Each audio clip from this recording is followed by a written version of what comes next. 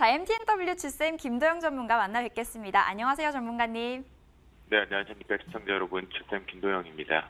네, 오늘도 리뷰할 종목이 또 있습니다. 31일에 주셨던 이 아가방 컴퍼니가 이 전일 7%대 고점으로 이 수익률을 뽑아냈거든요. 리뷰 부탁드리고요. 오늘 전반적인 시황도 체크해 주세요. 네, 알겠습니다. 전체적으로 이제 아가방 컴퍼니를 비롯해서 시장에서 이제 틈새 쪽에 지갑이 열리는, 그러니까 빅셀 구간을 이용해 보자라고 말씀 좀 드렸는데요.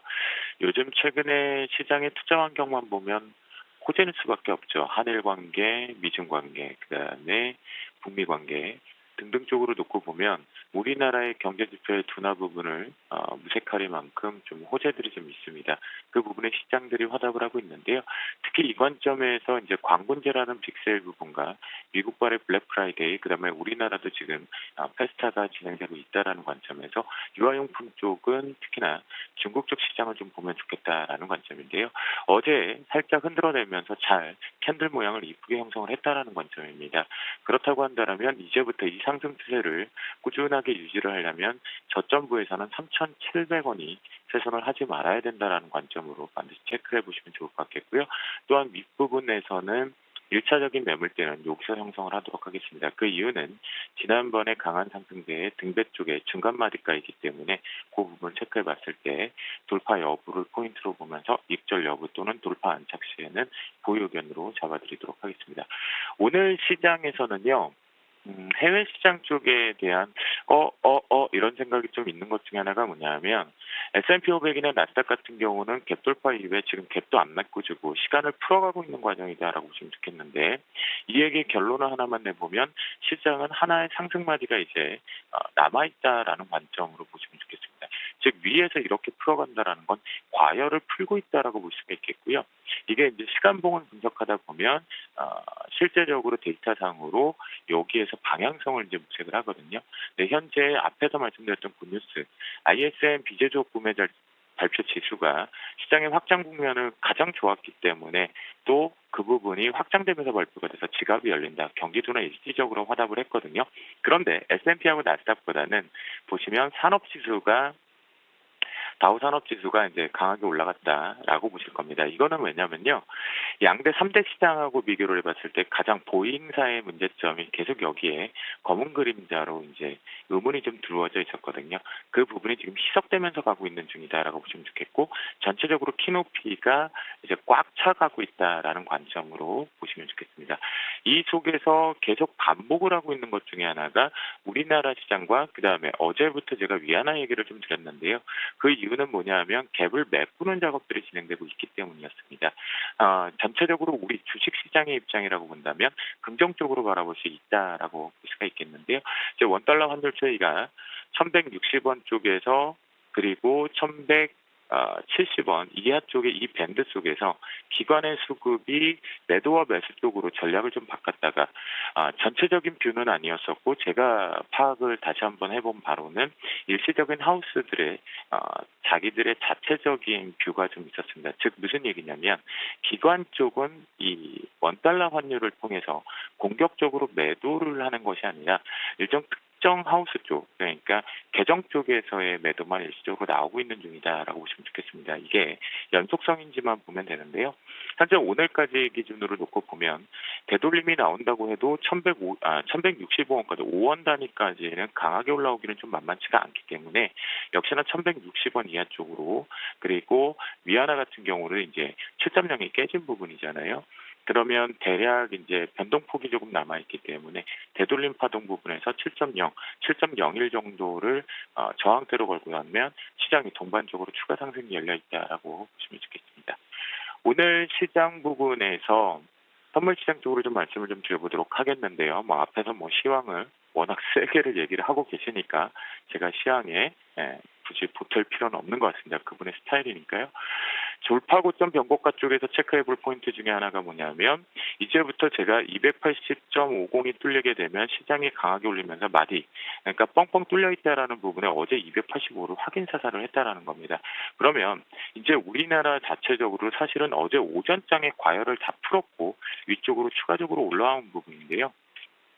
아침 부근부터 좀 중요한 포인트가 하나가 원달러 환율과 이제 위안화까지 확인 사살이 1차적으로 좀 되었다라는 부분에 우리는 살짝은 긴장을 해볼 필요는 있는데요.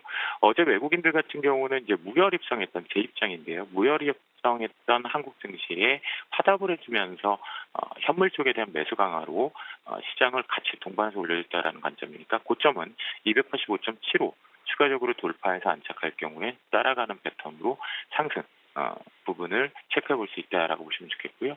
하단부는 이제 아마도 이렇게 올라오다 보니까 시청자분들과 저 역시도 전체적으로 과연 여기서 눌림 조정은 언제 시작할 거며 또는 조정이 아니라 그러니까 하락으로 완전히 바뀌는 건가? 그 뷰에 대한 관심사가 좀 많으실 것 같은데요.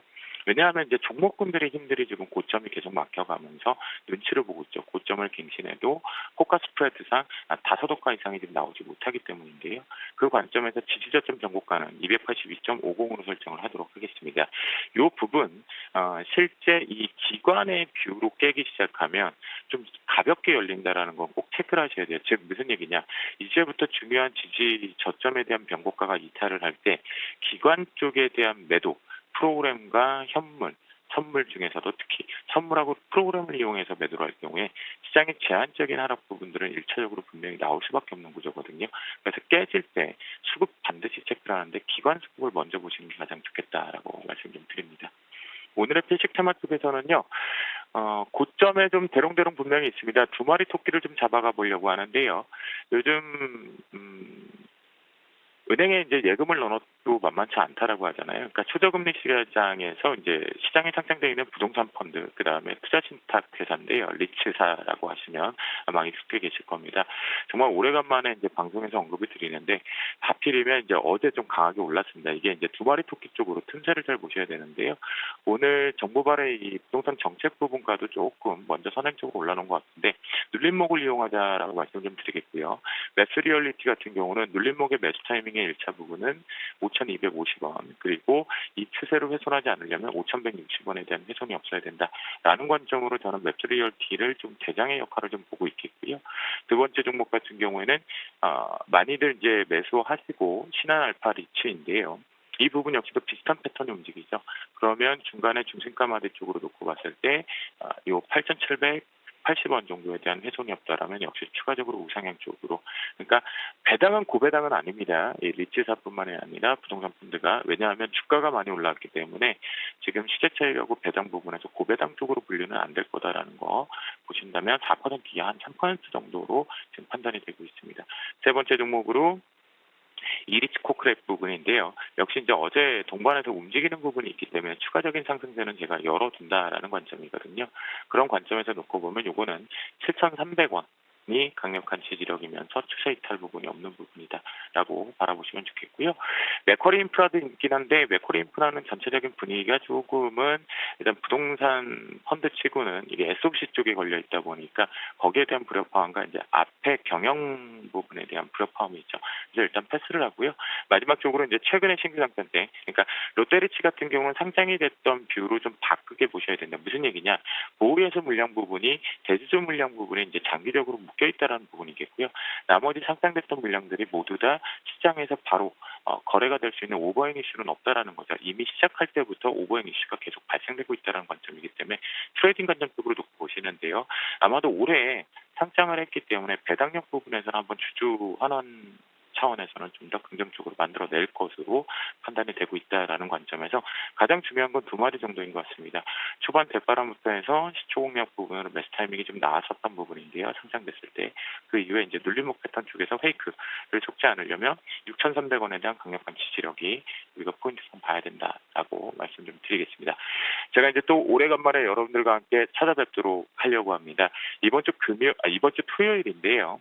이번 주 토요일 날 오전 11시부터 오후 1시까지 삼능역 1번 출구 근처에 있는 하나금융 투자 삼능금융센터에서 강연회를 진행을 합니다. 시간 되시는 분들은 오시고요. 그래서 11월 달 시장의 전체적인 뷰, 그다음에 연말까지 뷰와 함께 꼭 집어넣어야 될 종목, 핫한 종목이 한 두 종목 있거든요. 반드시 포트에 넣어야 되는 목표 승률 한 30% 잡고 있는데요. 그거 공개해 보도록 하겠습니다. 오늘도 화이팅 하시고요. 아직 상승마다 조금은 즐기지만 조금 긴장은 해보자라고 말씀 좀 드리겠습니다. 오늘도 필식